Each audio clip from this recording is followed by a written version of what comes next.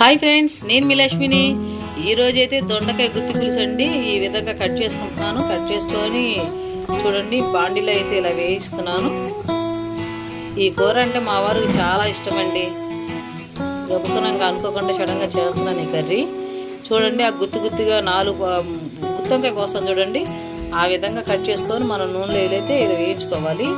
దీనికి కావాల్సిన పదార్థాలు ఏంటో చూపిస్తాను ఇప్పుడు. చూడండి, ముందుగానైతే నాకైతే ఇంత చింతపండు అయితే కావాల్సి వస్తుంది. ఇంత చింతపండు అయితే ముందుగా నానబెట్టుకొని పెట్టుకున్నాను. టమాటాలు అయితే కూడా ఇలా పేస్ట్ చేసుకుని పెట్టుకోవాలండి. చూసారా, ఆల్రెడీ గ్రైండ్ చేసి పెట్టేశాను. ఇప్పుడు ఉల్లిపాయలు కూడా పేస్ట్ చేసేసుకున్నాం.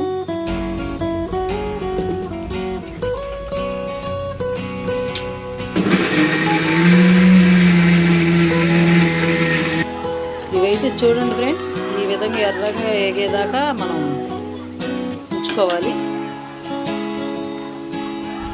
చూడండి, ఇంత గ్రైండ్ చేసేసుకున్న ఉల్లిపాయ సరిపోతుంది మనకి. బాగా మిక్సీ కాసేపు ఆకి ఇది వేసుకుంటున్నాను ఇలాగా. ఎందుకంటే ఇది మాడిపోద్దని భయంతో. బాగా డ్రైగా ఎర్రగా వేగితే బాగుంటుంది. చూడండి, ఈ విధంగా అయితే మనకైతే సరిపోతుంది. నేను నూనె అయితే తీసేస్తున్నాను.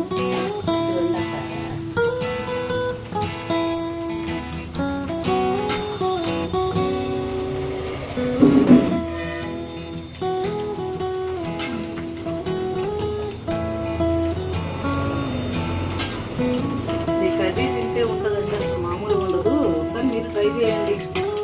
చాలా సింపుల్గా అయిపోద్ది. మనం దొండకాయ కట్ చేసి దీంట్లో మనం నూనెలో వేసుకోవడమే లేదు. కర్రీ అయితే చాలా సింపుల్గా అయితే మనం చేసేసుకోవచ్చు. చాలా టేస్ట్ ఉంటుంది.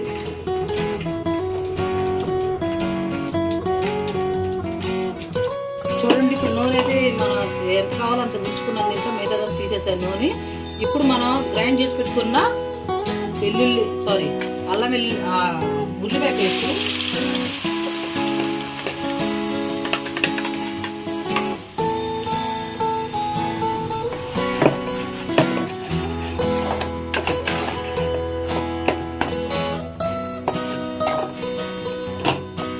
మంటమట హైలో పెట్టుకోవాలి. ఇప్పుడు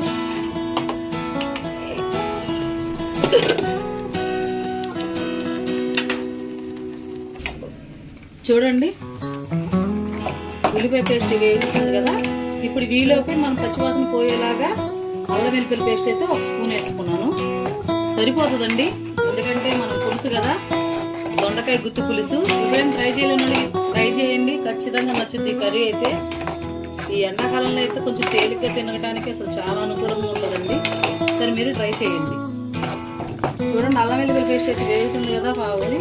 మాకు సరిపడంత సాల్ట్ వేసుకుంటాను. నేను గల్లుప్పు ఎక్కువ వాడతానండి ఏ కర్రీకైనా.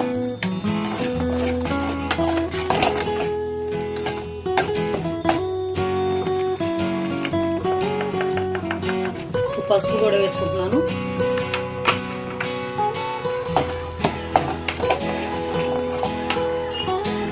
చూసారా కదండి, కొంచెం ఇదైతే గ్రేవీ అయితే వేగిపోయింది. ఇప్పుడు టమాటా పెట్టి అయితే వేసుకుంటున్నాను.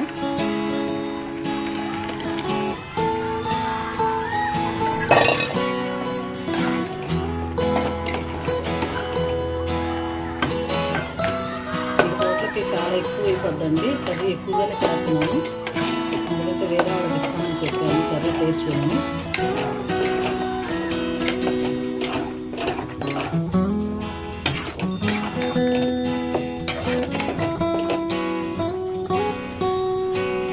చూడండి ఫ్రెండ్, మ్యాంగో జ్యూస్ చేసి పెడితే మా అత్తగారు ఏమో డీప్లో పెట్టారు, అది గడ్డగట్టింది.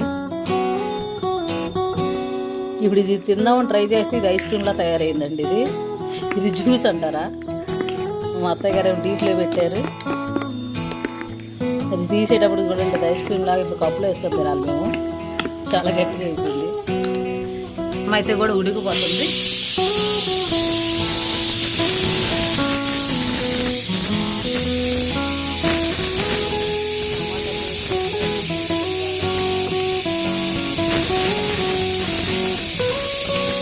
టమాటా పేస్ట్ అంతా మగ్గిపోయింది కాబట్టి ఇప్పుడు మనం ఈ వేయించి పెట్టుకున్న దొండకాయలు కూడా వేసేసుకుంటున్నాను.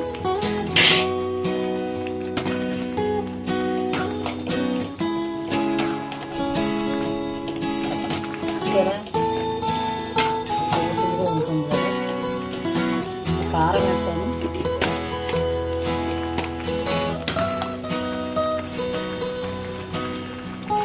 పులుసు కాబట్టి కొంచెం కారం ఎక్కువగా ఉంటేనే బాగుంటుందండి. ఎందుకంటే తీయగా పుల్లగా కారంగా బాగుంటుంది పులుసు అన్నది. మనం సొరకాయ పులుసు ఎలా విధంగా చేసుకుంటామో ఇదేంటి గ్రేవీగా ఇలా చేసుకుంటే చాలా బాగుంటుంది. చూసారు కదండి. ఇప్పుడు నేనైతే పులుసు పోసుకుంటున్నాను. కారం కూడా వేసేసాను కదా కర్రీకి సరిపడంతా.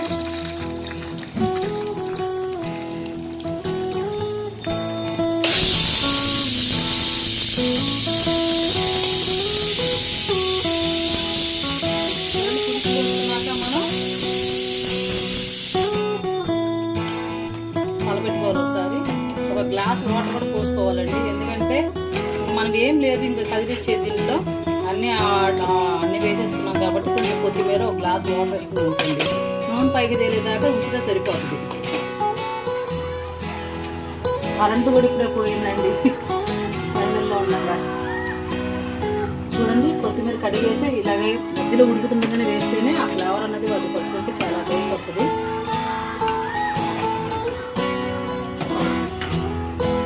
కరెంటు పోతుందండి బాబు. నిన్నటే మా విజయవాడలో నిన్న రాత్రి గట్టి వర్షం పడిందండి. అసలు ఆ వర్షం చూసి చాలా భయం వేసిందండి. గాలివాన వచ్చిందండి, చాలా భయంకరంగా పడింది. మరి మీ ఊళ్ళో వర్షం పడింది లేదో చెప్పండి. చూడండి ఇప్పుడైతే గ్లాస్ వాటర్ అయితే పోసేసుకుంటున్నాను. కొంచెం వాటర్ అయినాను.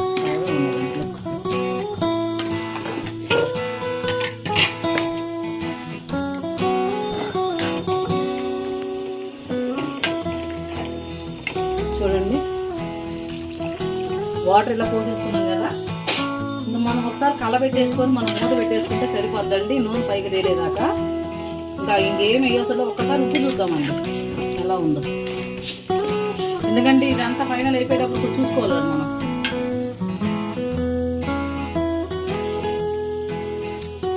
కొంచెం ఉప్పు తగ్గిందని డౌట్ ఉంది.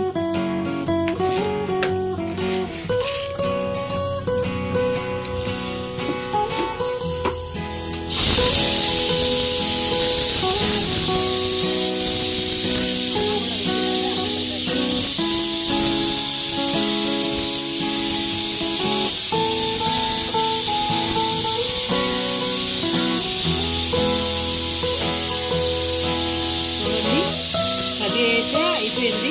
మనం కొంచెం నూనె తగ్గేదాకా మనం మూత పెట్టేసుకుని సరిపోద్ది. ఆల్మోస్ట్ ఇప్పుడు సాల్ట్ తగ్గిందన్నాను కదా, సాల్ట్ కూడా వేసేసుకున్నాను. ఇప్పుడు మనం ఏం చేయవలసి దీన్ని కలపెట్టకుండా మనం మూత పెట్టేసుకున్నాము. కరెంట్ వచ్చిందండి. ఇప్పుడు దాకా నేను వంట చేస్తుంటే లైట్ ఒకటి పెట్టుకొని వీడియో ఒకటి చేస్తున్నాము. చూసారా ఎంత కలర్ఫుల్గా ఉందో కర్రీ అయితే. చూడండి కర్రీ అయితే ఇప్పుడు అయిపోయింది కదా, కరెంట్ కూడా వచ్చేసింది.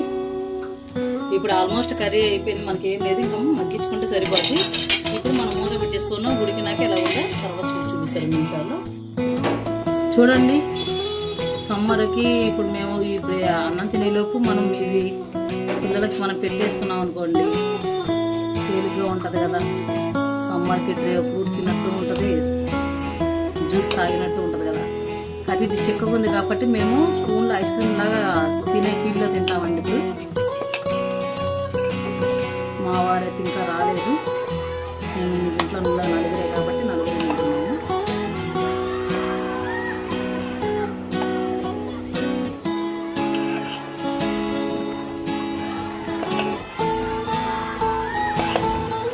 ఇంత జీడిగుడ్డు సర్వ్ చేసుకొని తింటే ఉంటుందండి, మజా వస్తుంది కదా. ఎండాకాలం కదండి, ఇలా మన పిల్లలు మనం పెట్టుకుంటూ ఉండాలి. ఎందుకంటే ఈ సమ్మర్ టైంలో కదండి మన పిల్లలు మన చేతిలో ఉండేది. ఏది పెట్టాలన్నా చేయాలన్నా మనకి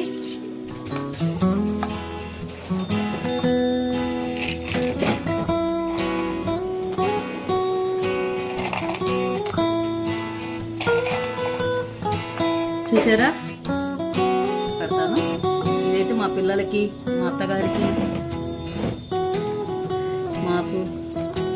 చూడండి ఎంత బాగుందో. చూద్దామండి, ఒక్క నిమిషము మూత తీస్తున్నాను. ఆల్మోస్ట్ ఉడుకుతుందండి. ఇంకా 2 నిమిషాలు ఉంటే అయిపోతుంది.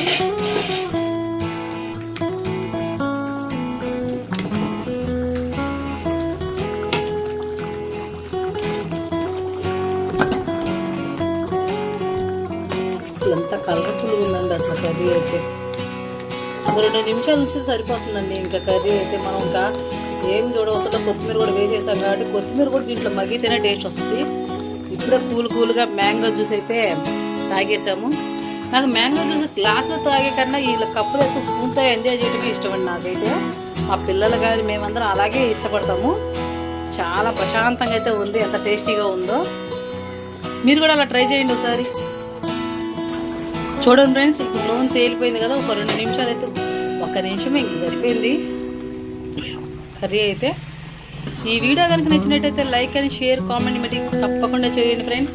మీ సపోర్ట్ చాలా అవసరం నాకు. ఇలాంటి వీడియోలు మరెన్నో చేయాలని అయితే నేను ప్రయత్నిస్తాను. ఈ కర్రీ కూడా మీరు చేసుకునే తినే ఉంటే కనుక నాకు కామెంట్లో చెప్పండి ఫ్రెండ్స్. Thank you, bye.